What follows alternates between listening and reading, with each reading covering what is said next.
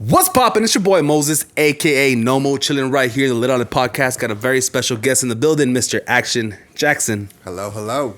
Welcome to the podcast, Mr. Jackson. It's been a long time. How you feeling? How you been? Feeling good. I'm glad to see your new setup here. I think you're doing much better in life than I thought you were doing. What does that mean? You thought I was doing bad? No, I thought you were just maintaining. Okay. And it looks like you're thriving. Mm-hmm. Yeah. Thank you. Appreciate it. Yeah, I've been doing pretty good. Blessed by the higher power to be in a position to be successful. But this interview isn't about me. This podcast ain't about me.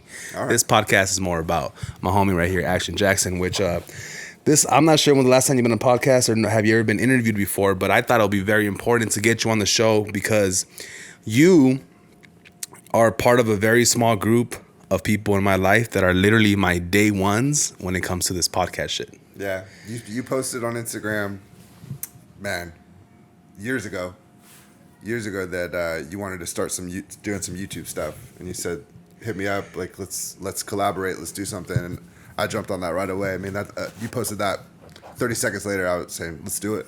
Hell yeah. Yeah. It was pretty dope because my first podcast ever, like I want you to tell a story about like where we shot the podcast and how it all went down. My first episode ever, first Mondo? interview. Yeah. Okay. So I used to work at an office building in Manhattan Beach. I was a realtor for 10 years, and I had the keys to the office, and they didn't mind if I came in real late at night. So we set up these lights. Did we even use microphones, or did we just use the camera audio? Oh man. I don't think we used microphones. We had a microphone and it wasn't plugged in. Yes. USB, like big ass. Yeah, USB. we had your point and shoot, and then I had my camera doing a second angle, and I just watched some of those clips the other day when I was going through some of the TikTok stuff, and it didn't look that bad. We did pretty good. We did pretty good For our first time. We had a nice blank wall behind us. It was a good interview. I think the energy was there. Mondo's always a good podcast guest. Facts. Stories for days, For real. But yeah, I think we shot until like 2 a.m, and then we got a soda and I got a ginger ale, and you said I was just the whitest thing ever because I was drinking ginger ale straight. You're like, there's not even alcohol in there. That might have been like the first time I've seen like what the actual ginger ale can looks like. Yeah, for sure. Because usually when you go to the bar, you're like, all right, let me get like I never ordered it. Somebody ordered like, let me get a Jameson and ginger, and they pour it from like the tap, right? And then we got a soda from the soda machine. And I'm like, what is that? They're like, oh, this is a ginger ale, like with no alcohol. Like, I didn't know that was a thing. You could just drink it straight. Yeah, that was tight. Bro, I remember that episode. We talked about it last time when Mondo was here. Like me and him were parked outside in our own cars drinking, waiting for, I guess, the people from your office to leave. Yeah. And then like you text me like, all right, I'm coming to get you guys, back door. And then you come out and you look to the left, you look to the right, you make sure no one's there. You're like, all right, come on, guys, come on in. Well, there's nothing more sketchy than two urban-looking motherfuckers like you walking up late at night to the office building. I think people were expecting you to be walking out with some printers and some monitors, And this is like Redondo Beach, right? This is Manhattan. Like nice area. This is the hill section of Manhattan Beach. Very, very exclusive and very expensive. This is like the part of town that Skechers owns. Damn. Yeah. And it's crazy because like I live in Southgate, right? So like, you walk outside, it smells like regular, but you go to Manhattan Beach, like you can smell the ocean in the air. Like you're close to the water. Yeah. I was like, damn, this is different out here. And then like we became friends after that. And then like you invited me to your house one time, and I'm like, bro, like at the corner of your block, you could see the water, like you could see the beach and shit. And I was like, damn, like Jackson's living a different life. Yeah.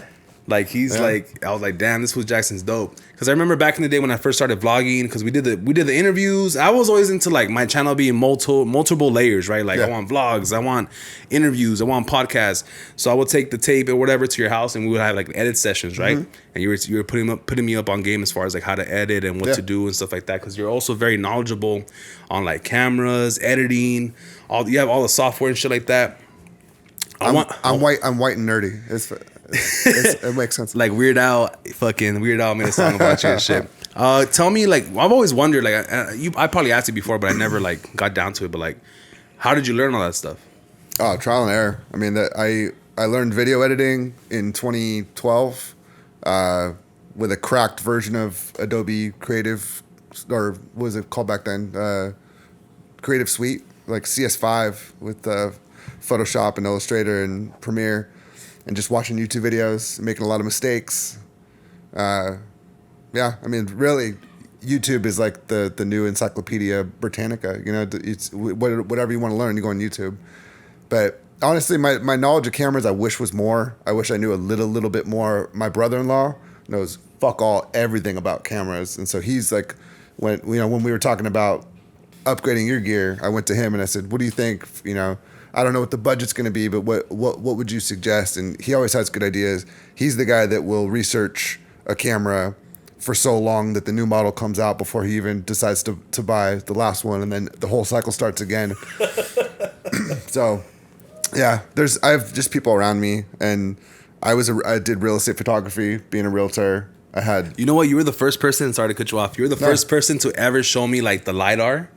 Remember, you're showing me like this was like 4 years ago. Yeah, you were showing me this like is more. This is I've been at my current job for 4 years. This is like 5-6 years ago. You were showing me like before COVID even was a thing. Like people, you're like, open houses are not gonna have to be a thing no more. Like I could get a 3D model of a whole house. Yeah, and you would zoom out, zoom in. Like it was crazy. Explain what I'm talking about. So I had a camera. It's called a Matterport camera. It uses LiDAR, but it's 6 lasers that are measuring. It's got 4K camera, or those are 2.7K cameras actually, 6 of them.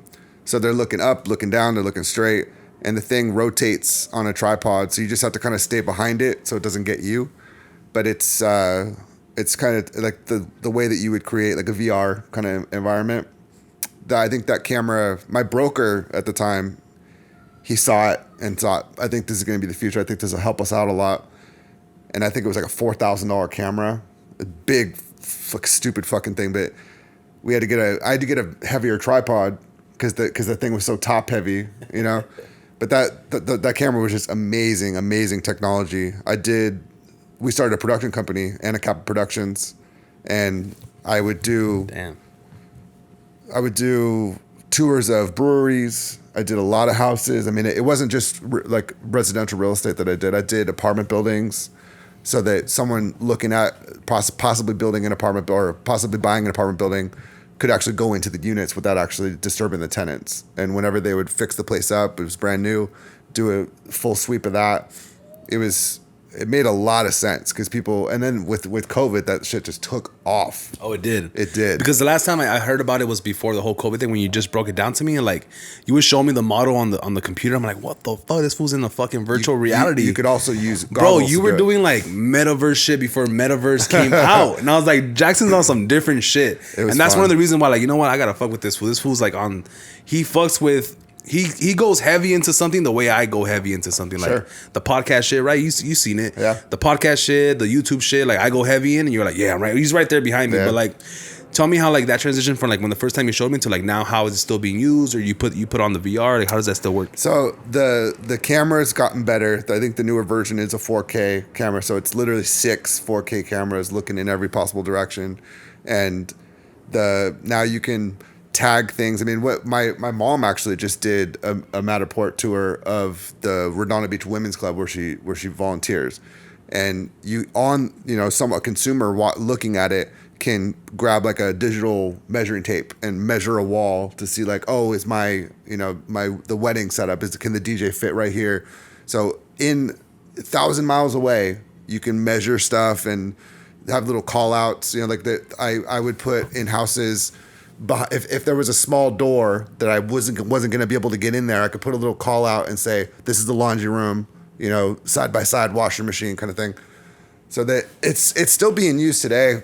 I think that the way with drones getting smaller and smaller, a lot of people are doing like indoor drone photography, which is just wild to me. Isn't it crazy? Yeah. I one time I saw on ESPN they had like these drone battles, and like the drones are going, like people have remote controls and they're like pushing them through obstacle courses, and these things are moving quick. Yeah. I was looking through my phone because I have an app on my phone called Polycam.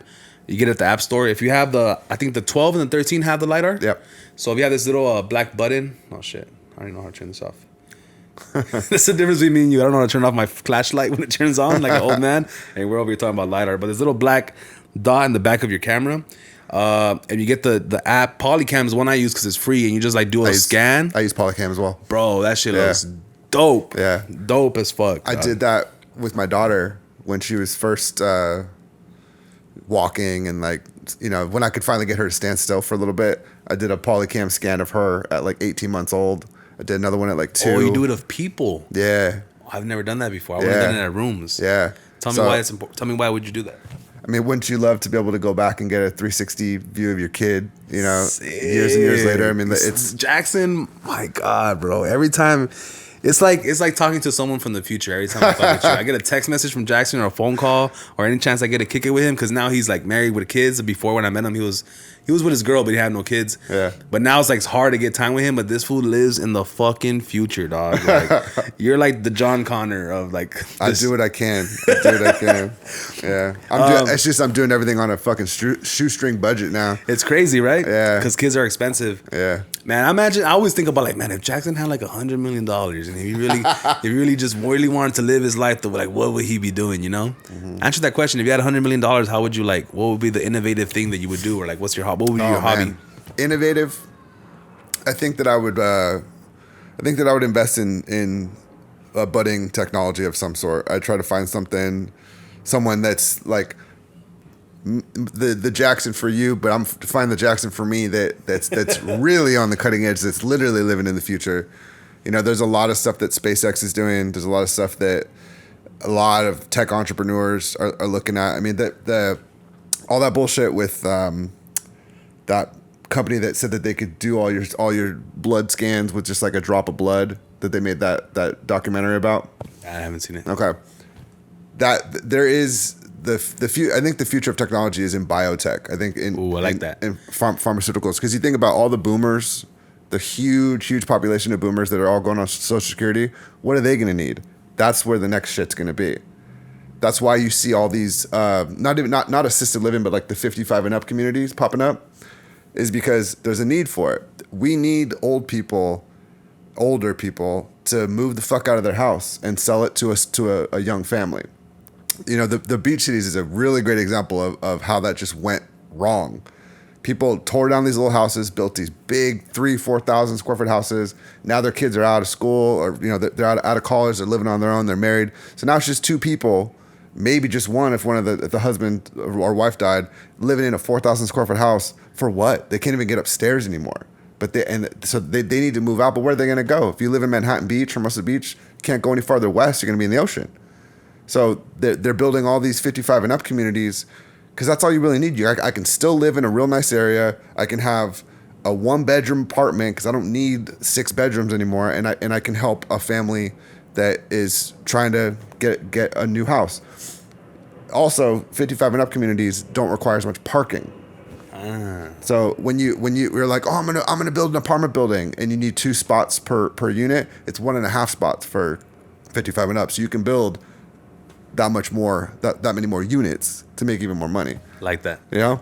So there's everything related to the aging population is I think going to be the next thing.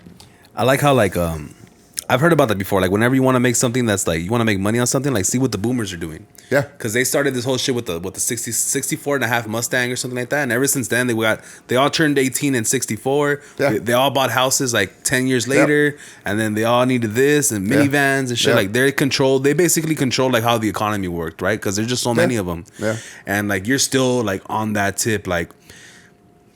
You're very like I guess analytical. I'm not sure if that's the correct word. Sure. Like you just see the stats and stuff like that, and I love that about you because I'm more of like on the fly, kind of guy. Where like I'm not afraid to talk to nobody and shit like that, but I also have a very bad memory, and I'm like super on the fly. So like having you like being my guy behind the computer, like they say in Spider-Man, like every superhero has a guy behind the computer who's really making the moves. Well, that's one thing that's why I think you and I work well together, is because I don't know what's going on in pop culture. The same way that you do, you know, streetwear, street culture, like, you know, we live in very different environments. You're only 13 miles away from me, but it's like fucking night and day. Hell yeah. You know, but you know about shit that I absolutely don't know about, and and vice versa. And I think that we balance each other out. Because there's been some times that I've told you about something and you're like, no, but this is the new shit right here. Like, yeah, perfect. I didn't know about that. Thank you. Yeah. Yeah. Anytime I have a question about like my podcast or videos, I like, Jackson, I need, please, like help me. I need this. Like, oh, you're like, oh, don't worry, hold on. And he gets on his phone like 3 seconds later. He goes stupid. It's right here the whole time. I'm all like, thank you. I needed you. I got up at 4:00 this morning and to start editing clips for you. Okay, I want to get into that too. All right, so look, a lot of this podcast is like, I record it, I edit it, but I just have like this mental block, this roadblock where like I could do YouTube size videos and do the audio good, but I can't convert it into a Snapchat or TikTok size. So I'm like, what am I gonna do? So I like, fuck it, let me send it to Jackson. Send the motherfucker to Jackson. This fool sends it back in the perfect form with subtitles and everything and quick. We use Dropbox. You taught me about Dropbox. Yeah. Ever since you told me about Dropbox, I've been paying $10 a month for Dropbox for ever since I met you. You know, which is a big game changer. And shit Well, like that. when you first started using Dropbox, you get that free 2 gigs or whatever, and you kept having to delete shit to make more room. I was like, bro, you got to invest in your business. You did tell me that. This is $99 a year. You're not ever gonna remember that $99. Bro, I remember that. Like you hit me with that. Like you gotta invest in your business, and I was like, oh, that's kind of disrespectful, but it's right. I took it as like, how is that disrespectful? No, let me take that back. I'm all like, damn, this fool just called. You called me out on my bullshit. Well, yeah. Yeah, and Jackson's not afraid of me. Like he knows I would never like to put hands on him because I have so much respect for him. But he respects me so much to tell me the truth at all times. Sure. So he's all like, you need to invest in your business, and I was like, damn, I am. I talk a lot of shit about being a businessman and being a hustler, and I'm not gonna spend $100 a month for like $100 a year for this. Yeah. And then I'm like, fuck it, boom. So we bought that shit, and ever since then we've been rocking and rolling. Yeah. You don't look back. You don't look back because you know what the worst thing. Because it happened a couple times where I was still editing something and you deleted a couple clips and then my whole project was like unlinked and I'm going, what the fuck did you do, Moses? And you're like, man, I had to make room for the new videos. Like, I don't want this ever to happen again. I don't ever want this to happen again. Bro, and it's crazy because like back in the day, like I would have to get a floppy disk and drive it to your house and like drive it back. But like we have the luxury of like sending shit back and forth, and like I'm like, why not, bro? We have it. Our workflow is so much better than it was back then. I mean, it wasn't bad back then because especially because we were getting to know each other professionally because we'd known each other socially, but I was getting a feel for what you wanted in the videos, how you wanted the editing to go. And I think that you were still figuring it out too. This was all new for us. Everything was on the fly for me. Yeah. I'm a as I go kind of guy. Right. And I think that helped our working relationship a lot because I got to expect kind of what you would want. Because there were things that I put on some of the videos, especially the Hennessy versus the Jameson, little stupid things I put in there that you're like, fire, like, love it. And so I love little just adding little things because then you text me, you hit me up, and you're like, that was perfect. I didn't even ask you to do that, and I knew you were gonna hook me up with that. Yeah, bro, I'm telling you, you're such a visionary. Like I think, well, to me, like I can speak for myself when like I'm a big fan of YouTube. Where like I don't even watch regular TV or cable TV. I might watch a crazy HBO show here and there, but sure. I just watch YouTube all day.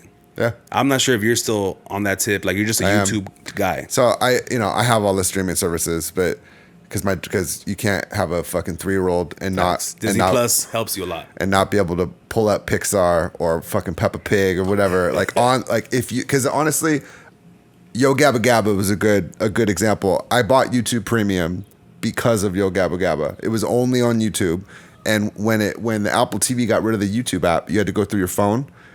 It's a 22-minute show. There were 10 ad breaks. 10 ad breaks in a 22-minute show. My 1.5-year-old daughter does not understand why she's seeing stupid fucking ads in the middle of a song in Yo Gabba Gabba. So I did that. I never looked back. That $12.99 a month, I don't ever look back because when we were sitting here watching YouTube and the ads come on, I didn't say anything. But you judged me a little bit. I did. I'll be honest. I judged you a little bit. No, No. I think I've seen it on other platforms too, where like the main guy that has a YouTube, right, and his YouTube is on and popping. Then he goes to like a different podcast to like be a guest, and then he goes, "Oh, I'm gonna show you the YouTube video," and he goes, "Bro, you still have ads on your YouTube? Like, what year are you living in?" Yeah, I don't know. How much is YouTube Premium? $100? It's $12.99 a year, or sorry, a month. So what is that? You're 13 times 12. It's like $150. Damn. Now you're making me think. But you know what? Another reason why you also get YouTube Music with it. So on your phone, when you lock your phone, it's like a Spotify. But you know, when you ever watch a YouTube video on your phone and you like put it down and walk away, you can lock your phone and the video keeps playing. Yeah. It's nice. That's pretty cool. I have Spotify now. I had recently made the switch from Apple to Spotify. But look, this is my excuse, and I feel like it's a good one, and it's not just an excuse. Like, sure. I like to keep it not premium because I want to see. Let's say I'm watching No Jumper or a certain channel, which is similar to like what I'm doing. Mm-hmm. I like to see what companies are running ads in that video. I 100% agree with you. So, I have a marketing degree, and one of my professors, when I told her that I have Hulu without ads, she said, "You want to go into marketing and advertising, but you don't want to see advertisements? Like, that doesn't make any sense." She goes, "I'm an executive at a marketing agency. All of my streaming services have ads. Not because I'm cheap, but because I want to see who's advertising before what show. I want to know who's out there and who's willing to pay you." Yeah. Because there's this guy named Dope as Yola who like he smokes weed and he has a podcast and he's sponsored by Miller Lite. I'm like, how did he get this fucking sponsor? Yeah. It's because Miller Lite was running ads before his like podcast, and people would watch the fucking ad and he goes, "All right, this is the guy. Well, let's just put a fucking beer in front of him all times." So like, if you're just watching YouTube as a regular consumer and just consuming content, you're not creating content, I get it. Pay for it. And then my niece, I have a niece who's like, she's about to be 2. Yeah. And every time she's watching YouTube and there's a fucking ad, she fucking screams. And this girl has the lungs of steel. Oh, yeah. Like, she's loud. I can hear her from like way back here. Oh, yeah. So like, I get it for parents. But like, as a person who's creating content, I'm like, all right, who's... Like, say I watch No Jumper, they have the same Jack Daniel commercial over and over again. So I'm like, all right, one day I think once we get big enough, I could have somebody in our marketing team, Jackson, hit up Jack Daniels like, "Hey, look, we got this many views, we got this many hours, we got this many whatever. We're looking for a partnership. Who would we hit up? Hey, let's hit up Jack Daniels because why? Because they run ads on No Jumper." So let me tell you. So one of the, I don't know if it's not like the most important thing I ever did in terms of doing online content. But when my wife worked for Dick Clark Productions, they put on the Streamy Awards. And I got to go to the Streamy Awards multiple times. And this is like the award show for TikTok, or TikTok didn't exist back then, but like for Vine and Instagram and YouTube. And I met a lot of like big YouTubers. And in the middle, when they would do like commercial breaks, do you know what was up on the screen? What? All it was companies that will find you advertisers. Oh, like PR teams. Better than that. Better than that. What's better than PR? It's a company that will hook you up with sponsorship opportunities. It's like you're signing a manager almost, but like you're signing off your advertising. So like you're outsourcing that internal, like, I need to call and get advertisers. They outsource it for you. They'll find you content advertisers that align with your content and things like that. All of it was representation. I mean, can you imagine a 16-year-old kid downloading Vine back in the day, makes a couple Vines, and now he gets a manager from doing Vine? That felt so weird 10 years ago. And it's not weird now. There's people, we see people all the time that blew up on TikTok, blew up on Instagram, and suddenly they have a manager. They have a PR team. They have a finance team that they're a walking business at 16 years old. That was a pivotal moment for me in wanting to be an online content, not so much creator, but in the loop in creating content. You're a creator. You're just not in front of. You're just behind the camera. Sure. Not no more. Not right now. Now you're in front of the camera. This is my first video podcast. I was on a beer podcast before. Nice. I want to get into that next. I want to learn more about you. I want to give people a taste in the first half or first third of this podcast, as far as like what you do for the Let Out podcast, how you're involved, how we met, which I think we already got that, and then what you're really into. But now I want to get more into like Action Jackson. Okay. All right. So we'll be right back for this after this commercial break. All right. So now let's get into like a little bit more about Jackson. So tell us a little bit about early young Jackson, because it's a trip to see your daughter, who's fucking beautiful, by the way. Like, Thank you. She is like a fucking model. Like Gerber, like put that girl into like show business. That is a beautiful baby that you and your lady created. Shout out to you and your lady. Thank you. But tell me something about like when you were growing up, being that young, when you were born. Tell me a little about early Jackson. Sure. Yeah. So I grew up in Hermosa, on a street, a one-way street with a light at the end of it, you know. But now Hermosa Beach was weird back then. That was 37 years ago. It was not the crazy rich town that it is today. I mean, my parents moved into that house and they lived there for 27 years. They rented for 27 years. I was there for 13 or 14 of it. But I was a goofy kid, man. I got glasses at 2 years old. Damn, 2 years old? Yeah, because I was just running into walls. You had like those little like goggles, like the motorcycle goggles? Oh, you wish they had that technology back then. 35 years ago? Just think of like the most ridiculous grandma glasses, like big old plastic, chunky frames. Oh, okay. I have a hump in my nose because those glasses were so heavy and I would just keep pushing them up on my fucking nose all day. 2 years old, I'm wearing like 5 pound glasses because my eyes are fucked. My eyes are shaped like footballs. And those lenses were like an inch thick. They were so, I mean, the technology that they have now, how thin stuff is. My glasses used to cost so much money. This pair I have on was $80. They used to be like $600 for my glasses. It's ridiculous.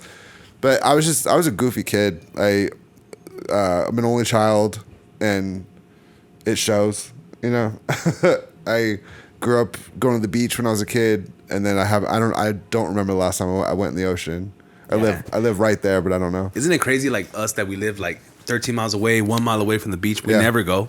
Yeah. But people, when they come visit, that's the first thing they do. They want to go to the beach. Well, that's the weirdest thing for me. Growing up in Hermosa, especially like right before we moved back to Redondo, I was just old enough to realize, like, oh, people come here to vacation? Yeah. Where I live is a vacation spot?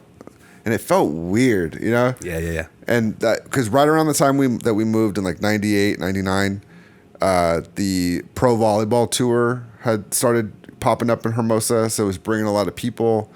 And I mean, if you just look at Beach Life now, that big festival that just happened a weekend or two ago, they got Weezer.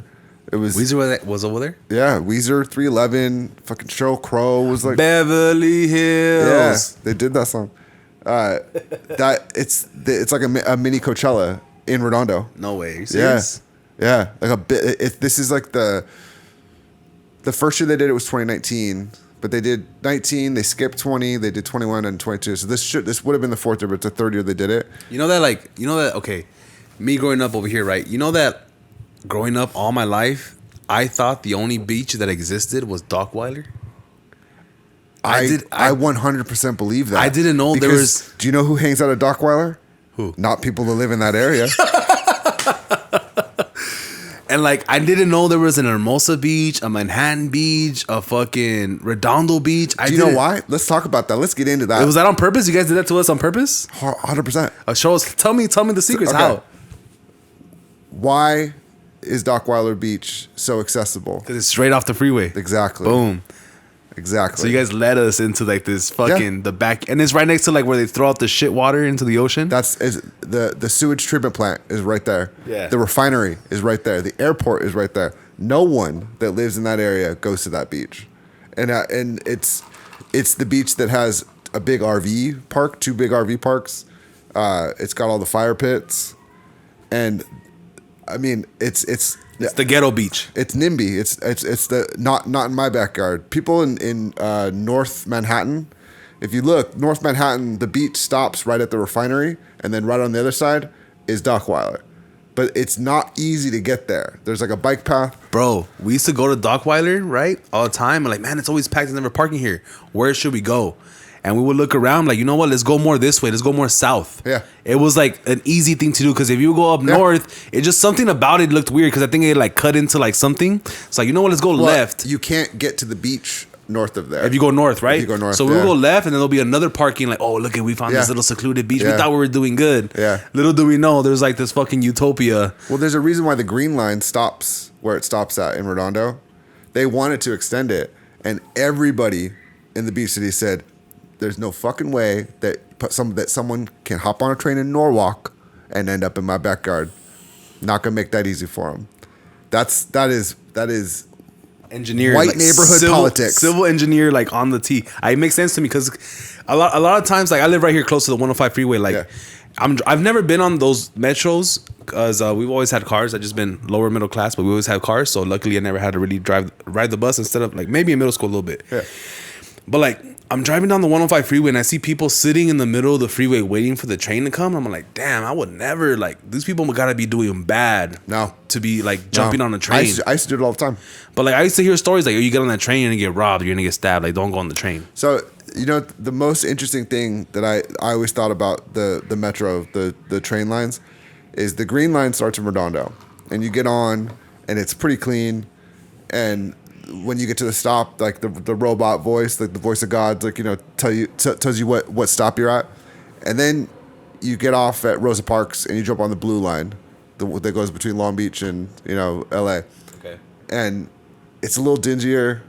The people are a little weirder, you know. And then you get to the red line in downtown and it's a shitty subway, you know. You can see the progression of like where it's at versus where the trains end up at. Because the blue line's not bad by any stretch of the imagination, but the red line's pretty shitty. Like that's people that can't afford a car. But it's also it's business people that live just outside of downtown LA, but they can take a subway in. I used to take the green to the red to the blue, or sorry, the green to the blue to the red to go have lunch with my mom in downtown LA when she was working out there. I went to shows in Hollywood, taking the train. I love taking that train. Bro, I never learned that. I never learned because the blue line is right here on the 110. Yeah, and on the 105. Oh yeah, the 110. Sorry, the 110. It's the 110 and Firestone. Yeah, or Manchester, right, which turns into Firestone. I live on Firestone. Yeah, and I could take the metro here, the 115 straight down, right, and then I could have like the world at my fingertips. Do you know my best story about that? I was working in Redondo, and the Lakers just won the championship. And my buddy that's super into basketball, he's like, let's go to the Laker parade. I was like, oh, man, we're not going to get any parking. He goes, we'll take the metro. That metro was packed like sardines full of people. Everybody, it was lit as fuck in that train. Everyone's just shouting and laughing and having fun. People were drinking on the train. Everybody was going to see the Lakers. And we show up, walked right off the train, right up. Kobe's going by with the fucking trophy. Oh, wait. You saw Kobe with the trophy. Yeah.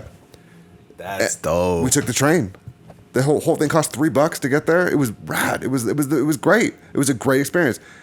The trains were busy as hell that day, but no one cared. No one was pissed off on the train, like because it was 3 times the capacity that it normally has. But everybody was just partying.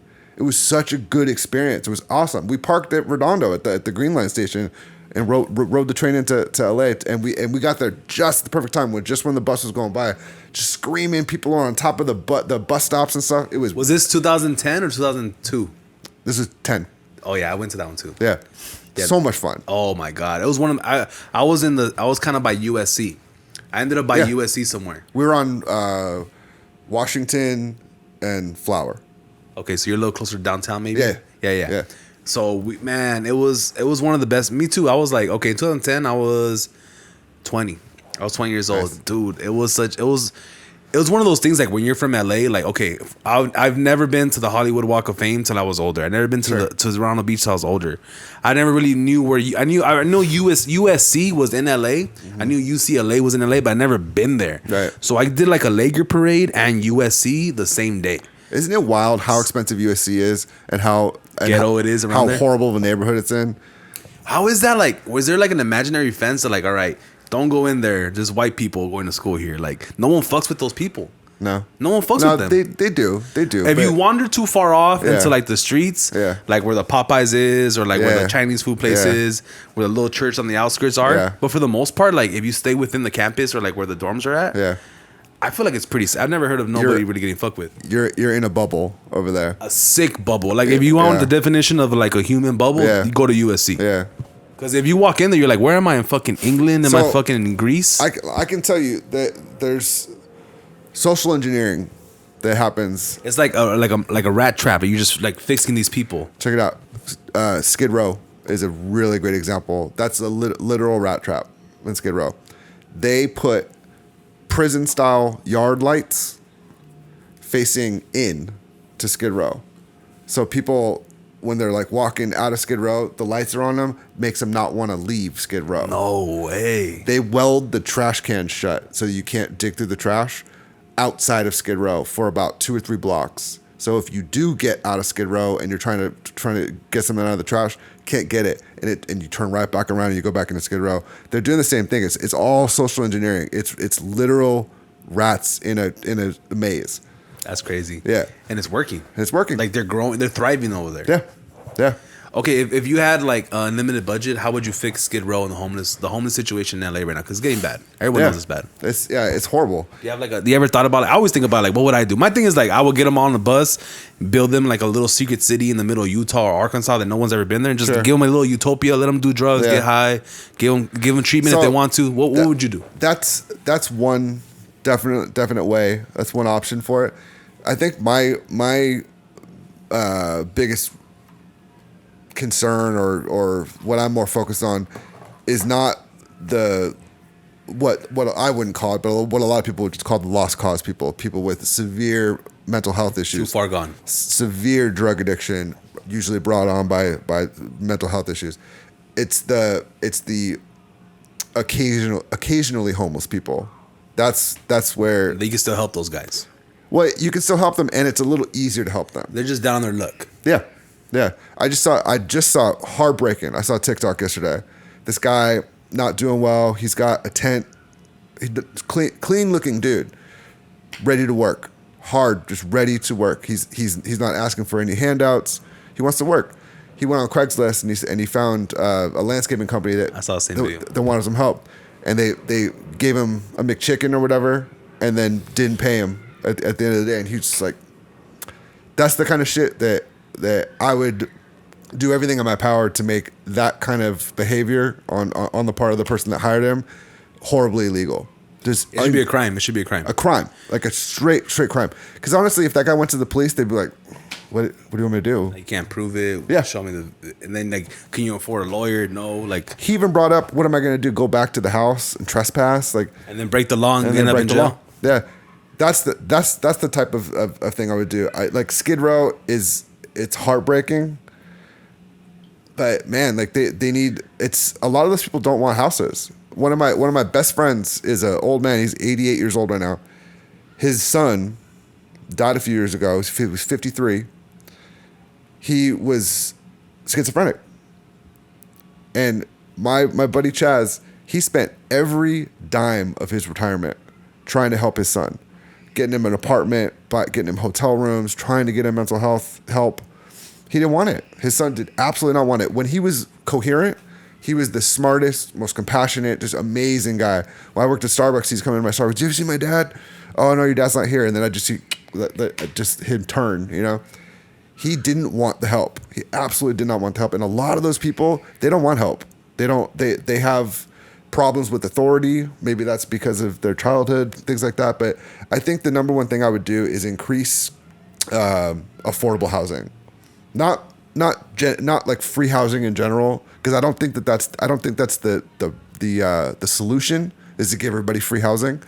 But I think that people that want to work, not I'll take any job I can get, but like no, I want to pay my way. I want to feel industrious. I'm not looking for a handout.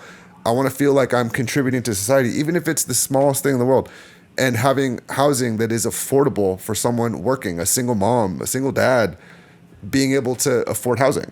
You know, coming from a real estate background, being a realtor, I know that affordable, fair housing is a big issue. It's really, really hard for people that are working hard, that are working honest jobs. I know people that have 2 jobs that are living in a tent because they just absolutely cannot put a couple $1,000s for a security deposit together. They can't find anybody that, and especially in this economy, prices are they're crazy. I think like, I always think about this, like I always say this, and for the most part it's true. Like all of my friends that are single with no kids or single parents, guys or girls, all of us still live with our parents Yep. unless you're married or have a girlfriend. Right. Like you really need a double income to even afford an apartment. Yeah. To even afford a house, especially a house. Like to get your own spot, especially in LA. Don't come to LA. Stop coming to LA. It's shitty out here. We have enough people. But like back in the day, I think you would be ashamed to be like, oh, I still live with my parents. I live in the back, whatever. Like you'll be ashamed of it. But like nowadays, like you said, the economy's fucked up, inflation, everything. It's all crazy. It's normal, bro. A lot of guys be like, oh, I got my own spot. I moved out. I'm like, oh, you live with your girl? Yeah, I live with my girl. Yeah. I'm like, yeah, you have to. There's no way. There's no single guys, unless you're doing really good, right? You own a good business. There's just 1%, 5% guys or girls who do that. But for the most part, you live with your girls, double income, and you're making it happen. Because there's no way you could be single in LA unless you're like super crazy hard. rich. It's almost impossible. Yeah, it's so My hard. thing is this too. I feel exactly the same way. Like some people we can help. Some people just need to get retrained. Like when my dad, in 2008 when the economy crashed, my dad was working a company job right here down the street, and he was there for 20 years. He was just a company man. Fucking, we're doing the same job for 20 years, and then the economy broke. He got fired. Boom. They gave everybody a check, and they kicked them all out. And my dad's like, all right, the job that I used to do for 20 years doesn't even exist anymore. What the fuck am I gonna do? And he would look for a job, and he couldn't find one. So then he went to like the work source place, LA, like the work source. Like, I need a job. Like, all right, well we have this program where we go teach you how to do a CNC machine, which makes those job retraining. So they retrained my dad. He helpful. He found he learned a new trade, and then my dad fucking he makes like half the amount that I make, and he has like 1,000 things. Like, he's way more richer than me because he's just really good with his money. But like he got retrained, and now he's working a job. And my dad's the guy that works 7 days a week for 20 years. He just doesn't miss work. It's just not him. But those people, we already have resources to help. Those resources that we need for people that we just need a new shit to get back on our feet. We're good. But the Skid Row situation or the homeless situation, a lot of these guys are too far out, strung out on drugs. Like they're not really humans anymore. They look like regular humans, but they're more like zombies. Yeah. And they only function off the drugs. All they care about is the drugs. And honestly, to be honest, like it sounds fucked up, but even if they get sober for a little bit, they go right back on it. We really can't help them. And that's why I feel like the whole like, all right, you're fucked up on drugs. We'll give you like therapy or whatever, boom, but you got to get out of here. You can't be walking the streets and putting other people in danger, you know? Well, that's why they keep them in.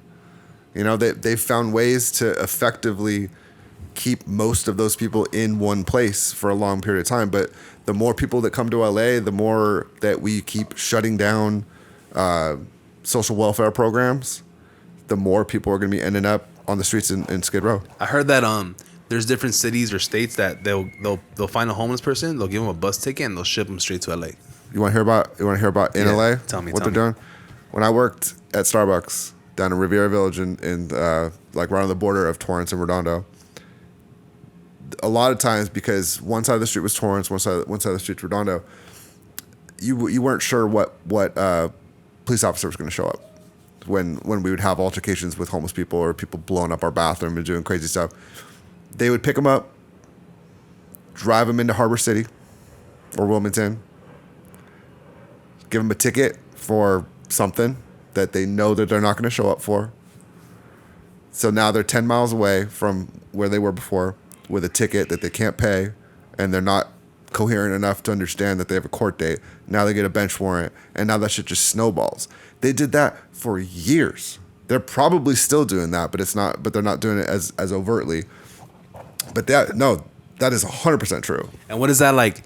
What does that lead into? That leads into like the jail system, the prison system, keeping a revolving door, make sure the jails are full. 100%. Because then what happens? Like, oh, we have so many bad people. We need more cops. We need more of this. We need more of that. We need a stricter DA. How does that snowball? So the more people that get incarcerated, the more there's an artificial need for more policing. Okay. There's also cities like El Segundo, right by Dockweiler, that I think a statistic that I read years ago was that for every 1,500 people of population, you need one police officer. That's probably changed a little bit, but El Segundo has 88 police officers For a city of maybe 15,000. yeah. Let's on the high end. Let's go 20,000 people. They should not have close to 100 cops.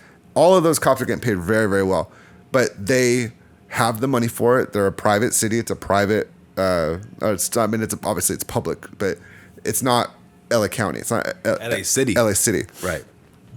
The more arrests that are made, the more tickets that are written. At Starbucks, this is the only analogy that I can find for it is if we marked out drinks as our own, they called it like a partner beverage, that added like 3 minutes of coverage. So if I mark out 10 drinks for myself, that just added a half hour of possible time that I could work the next week. So the manager has more hours to schedule people. And so they encouraged us to mark drinks out. And sometimes at the end of the day, I just mark, just do 10 drinks so that we could get more hours the next week.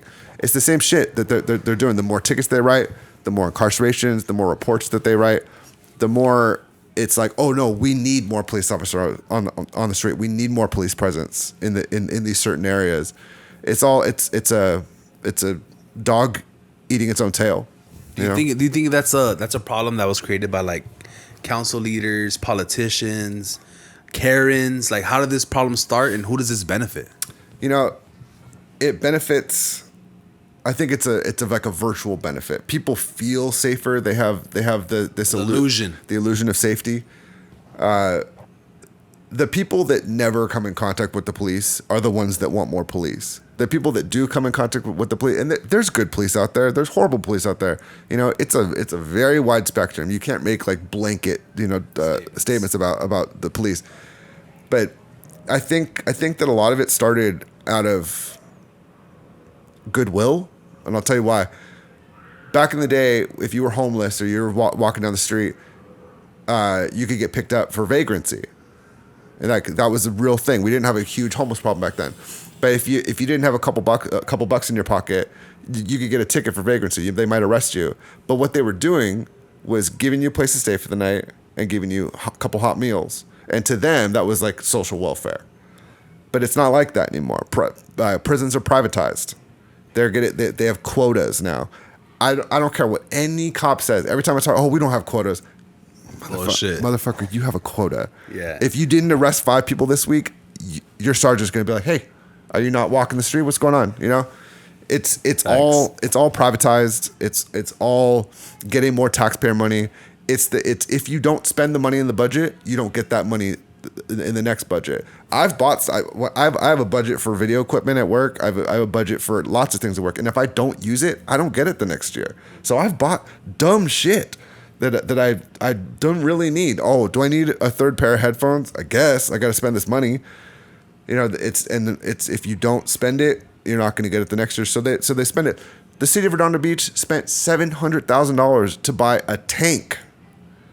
They bought a fucking like a SWAT tank or an army tank, like a SWAT tank. Yeah. Like big as like a little like about the size of a Hummer, but an armored vehicle. Like to like smash the front of a house in case someone's a barricade. $700,000 because Redondo Beach has so many drug houses. Do you know what they do with it? What do they do? They rent it out to other cities.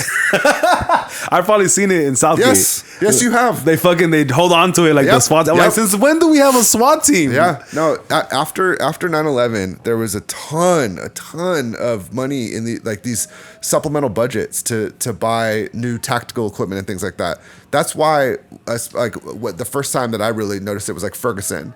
These like super heavily like military grade armed police officers were taking people out with pepper bullets and they were waiting like when they opened the room where they'll have all that equipment, like we can't wait to use this. Fucking finally. Yes, go put on the fucking yeah. But the thing is too, I also heard that when Donald Trump was president, that he there was a bunch of old army equipment that was just out of date. Yeah. So like, what are we gonna do with this? Like, we're gonna keep selling it to Israel. We're gonna keep sending it to Serbia. Like, no, let's send it to every fucking cop. Give every police station like $100,000, and you guys pick what you want. Yeah. And then our fucking police station, they got a SWAT mobile. Yeah. Now we have a SWAT team. Yeah.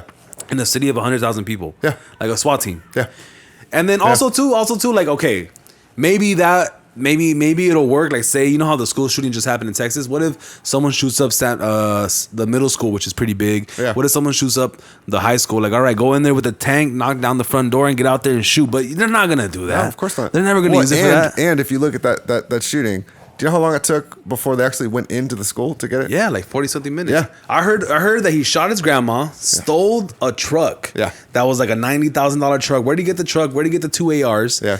He crashed it into a ditch. The police were chasing him in the truck before he got to the school. He crashed in a ditch, shot at the cops, ran over a cop, went inside the school, and the cops were like, all right, this is where we stop. Yeah. This is where we stop chasing him. Yeah. In the school with vulnerable They children. waited for Border Patrol to show up. Okay, look, but also the Border Patrol agent that showed up must have been like a fucking John Wick. Oh, of course. Because this guy, they're like, oh, please call John Wick. This fool showed up, boom, where are you? Everyone make noise. Everyone make noise. He's in here. He's in here. And then they'll shoot that guy. The kid got shot and he just went in there, boom, took him out, and then he just put his strap on his back and walked out. That was kind of gangster. Hell yeah. But super pussy from those fucking sheriff cops with those fucking cowboy hats. Like, I'm a cowboy. There like, was a mom. There was a mother of one of the kids that got detained because she was going so fucking crazy about trying to get into the school. When they, as soon as she got out of their grasp, she hopped a fence, went in the school, grabbed her daughter, and ran the fuck out. And they didn't do shit to her because they're like, whatever, we're not gonna go in there. It's like fucking pussy. It's horrible. It's horrible. It's like a firefighter signs up to like fight fires and like, it's too hot. Yeah, too hot. It's just a little too hot for me. Yeah. Like, no, bro. Like, you get paid. Like, put on your fucking bulletproof vest, put on a fucking helmet, and run in there, bro, and take a fucking bullet for us. That's what we get paid for. Yeah.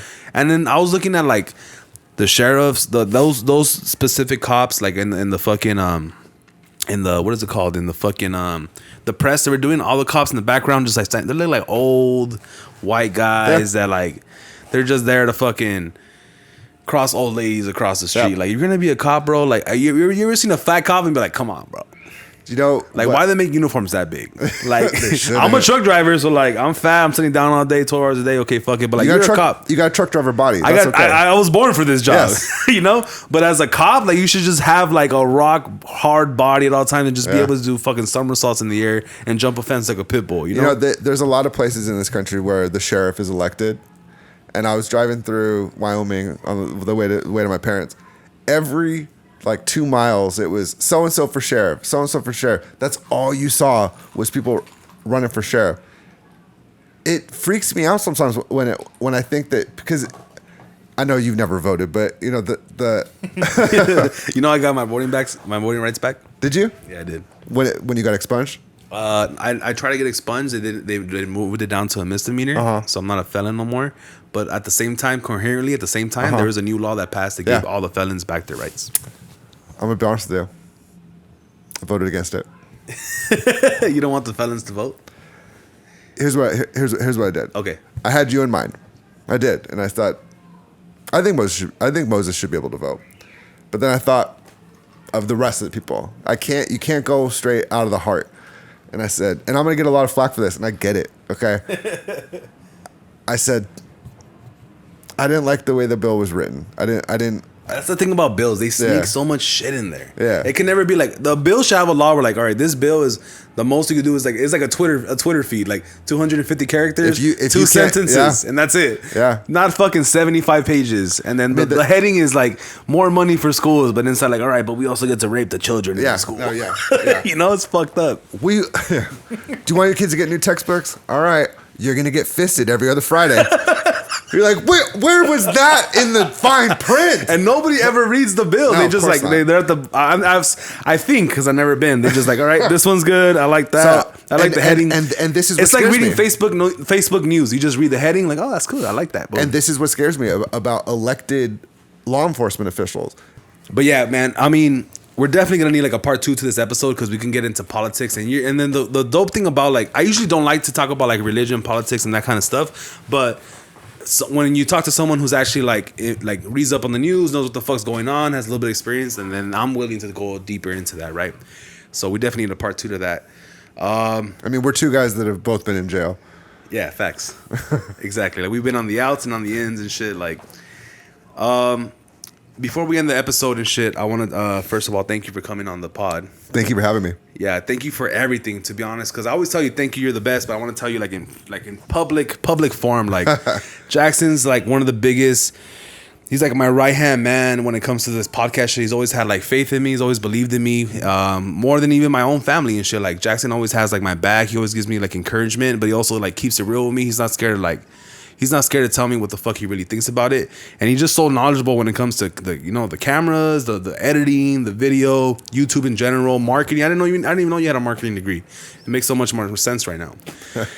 So I want to thank you. I want to thank you personally. Give you a huge shout out. Don't hit him up to do your podcast or for anything because he only works with us. He's not going to work with you. You don't have the budget for him.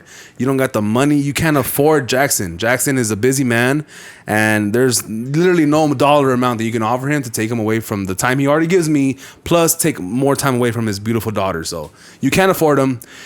Just don't even hit him up. I'm not even gonna tag him on this. You're just gonna be like a fucking an invisible person. Like no. I'll drop it down. You got making him offer, I guess, for certain things, and that's up to him. But Jackson, like before we go, damn, I have two things in my head where I can take this last 5 or 10 minutes where we go. But like, I'm just curious. Can you what are some of your favorite things to watch on YouTube, and then maybe some of your favorite podcasts to listen to? When I first started listening to podcasts, it was all comedy podcasts. Same. Yeah. And now there's Vox Media, VOX Media. It's all pretty short form, nothing longer than an hour. And it's current events and news. A lot of my worldly knowledge comes from current kind of knowledge. And then like when it comes to news, like I have a problem with podcasts that brings me news or even the news channel. Like, do I trust the source? Do I trust the narrative they're spitting? I can't watch Fox News. I can't watch CNN. It's too far left, too far right. Why do you trust Vox? I trust Vox because they're not. I don't see an agenda. I truly feel that what they report on they're just reporting on the facts. I don't hear a lot of opinions. One of these last podcasts that I was talking about, they were actually talking about Stephen Miller, who's in the Trump administration was not very popular at all. Had a lot of really horrible hot takes on minorities and things like that. But some of his economic policies, they went, yeah, I kind of do agree with Stephen Miller that would be a really great idea. And I felt a little bit more affirmed in knowing that they're pretty unbiased. They don't have an agenda. Yeah. And so I do go back and forth. There's a few comedy podcasts that I really like. There's one out of Australia, the Tony and Ryan podcast. Damn, you're really going all out here. Obviously, I don't listen to anything from Australia. Yeah. I found them on TikTok. How are they funny? What do they talk about? It's just kind of shooting the shit. They have a Patreon that's doing pretty well. They've done a couple, like they said for the month of October, for every patron that they get, they're gonna eat a chicken nugget. And they ended up with, because they had just started the Patreon, they ended up with like 540 nuggets that they had to eat. For December, they said every Patreon that we get, we're gonna run a meter. And so they ended up getting a few thousand subscribers, and it was like, all right, we got to run like a 3.5K, run, stupid shit like that. One of the girls, she reminds me a lot of my cousin that lives in Australia, kind of a bigger white girl, and the guy, he's adopted. He was a college volleyball player. He came from Australia to play in St. Louis, in the mid 2000s. Just good shit. I like that type of shit. What about like American podcasts? You don't listen to any American podcasts? I do. All the Vox stuff is out of like DC and New York. So it's mainly Vox. Really, honestly, is Vox like almost like a podcast network? So if you go on YouTube, actually, and that's what I was gonna say. My YouTube stuff is a lot of Vox stuff as well. They do really, really good explainers. They have a show called Today Explained. Now it's getting syndicated to like WNYC. Today Explained. Today Explained is a great show. It's like it's not the same one with that guy with the hair and the glasses. Some guy explains where he says no, that's not the same thing. Okay. It's close though. It kind of feels like that. Okay. But a lot of my YouTube content that I consume is cooking stuff. Yeah. Professional chefs just doing their shit. I like Who's your favorite professional chef? As much as he gets heat and he's an asshole, I love Gordon Ramsay. Yeah, he's good. He's entertaining. Yeah, and now Brooke Williamson, that won Top Chef season 10, I want to say, she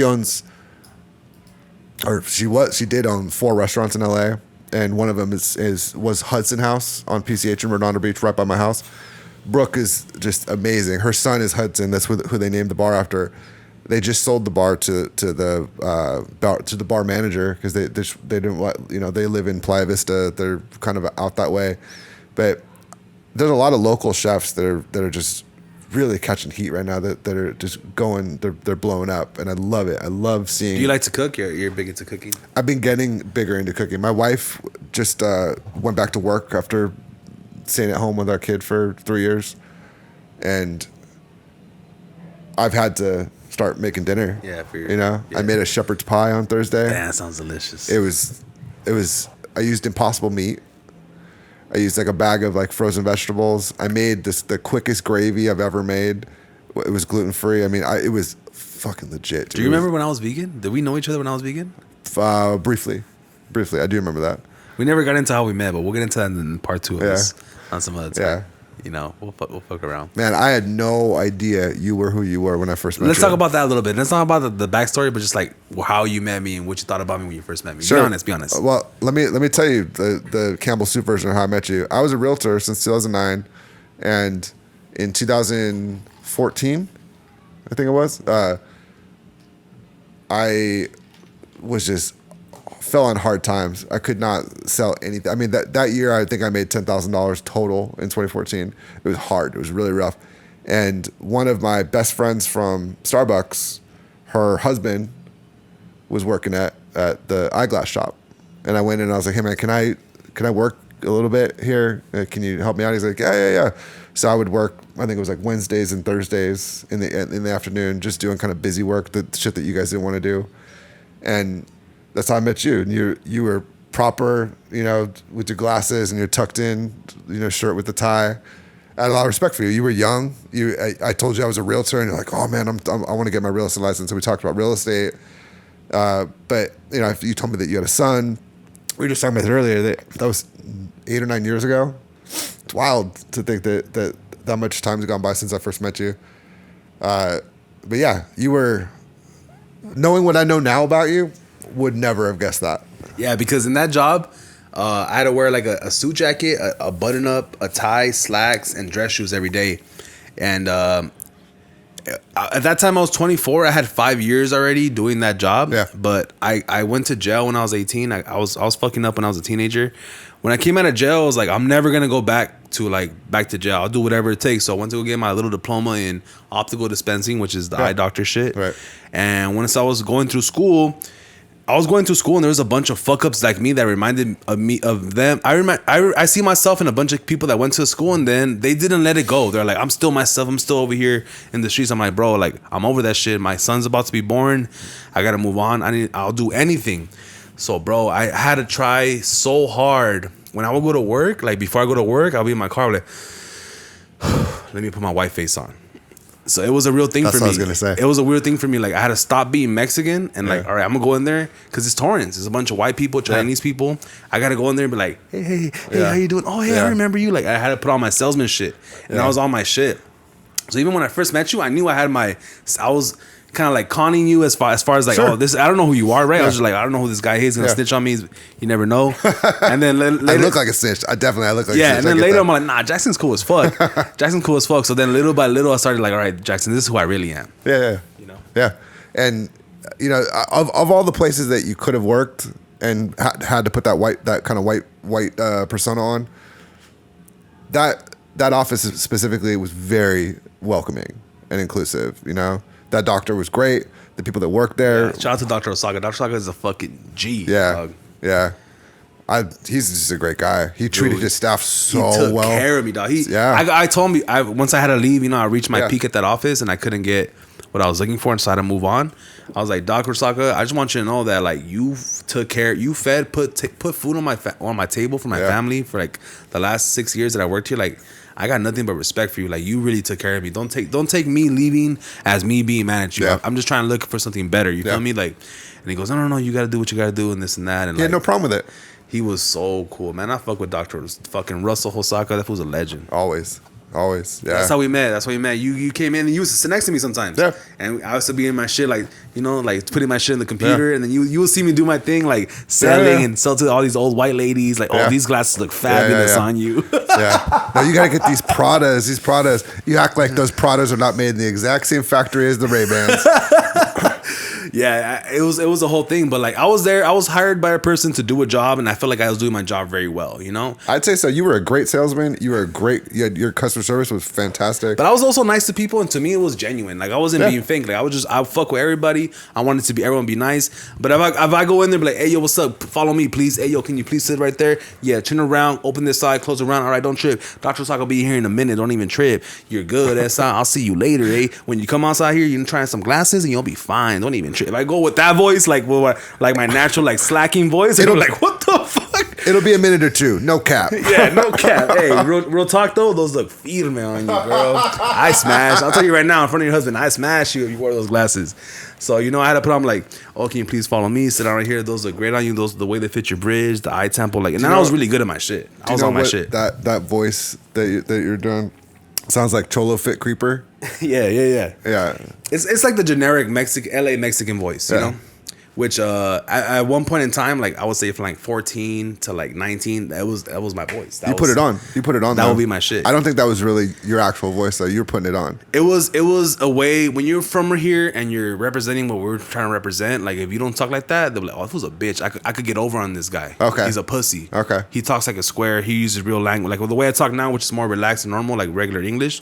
If people hear me talk like that, I'm like, oh, this was a bitch. I could steal from him. He's a mark. See, that's how I feel in this neighborhood. He doesn't know, you know? Yeah. You walk in here, you're fucked. So, you know, I had to switch it up, but, you know, it is what it is. But that's going to be pretty much the end of this episode. We definitely going to have Action Jackson back. You know what? As far as, like, the lifelong of this fucking podcast, we're going to have, like, maybe 10 episodes where you're going to creep in and creep out. So we'll finish this up now, and we'll leave part 2 for some other time. Shout out to everyone that's watching and listening to us on Apple Podcasts, Spotify, YouTube. Like always, make sure you guys like and comment. Thank you for listening. We appreciate you guys coming back always and always. I get to see the stats now, and every week is going up and up. Yep. We didn't even get to talk about like your video that you edited that went viral. Yeah. You know, on TikTok. Now it's at 2.2 million. Yeah, I saw that this morning. Yeah. So hate to cut you off, Jackson. Sorry to cut you off, but like I said, we'll save that for the next episode. I want to thank everyone for watching this episode with Jackson, Action Jackson, my boy, the man behind the camera, the man behind the TikTok edits. Remember, follow us on Spotify, Apple Music, TikTok, Instagram, all that good stuff. You already know what it is. You could DM me to get Jackson's information, I guess, if you want him to get, but he has no time for you and you're broke. You can't afford him. Let me tell you right now. Jackson, please tell something to our fans. I appreciate all of you. And I think that as our fan base is growing, as our viewership is increasing, content's only going to get better. We have a lot of plans, a lot of big ideas on the horizon. You're not even ready for it. It's going to be amazing. Yeah. So on that note, we out. Thank you for watching. We love you. Peace. Peace.